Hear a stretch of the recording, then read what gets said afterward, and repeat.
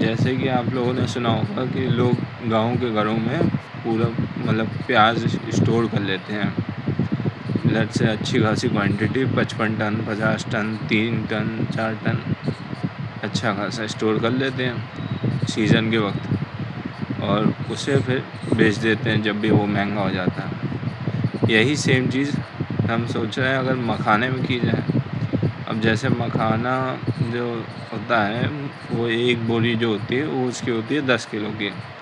वहीं पे प्याज की उतनी बड़ी बोरी होती है 50 किलो की।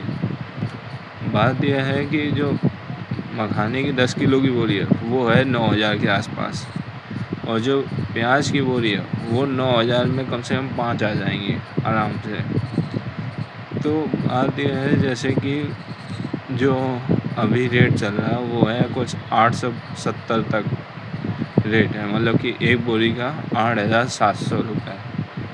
और उधर साइड जहाँ पे अप्रैल साइड ये रेट था 9,500 रुपये, कि 8,700 से 9,500, कि सीधे सीधे 800 रुपये या फिर 800 रुपये तो बन ही रहे हैं।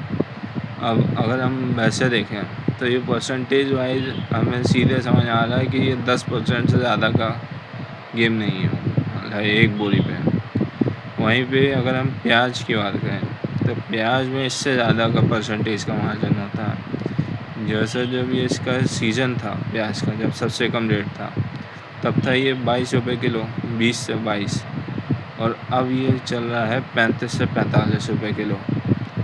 अगर हम इधर देखें मिनिमम परसेंटेज भी निकाल लें, क्योंकि हर बार 30 रुपये नहीं जाता या 45 नहीं जाता, तो वैसे भी देखें तो अगर हमने सीज़न के वक्त 22 रुपये किलो लेके सिर्फ 5 रुपये का मार्जिन लेके 27 का भी बेच दिया, 27 का, 28 का, तो वो बहुत ज़्यादा परसेंटेज का मार्जिन हो जाता है।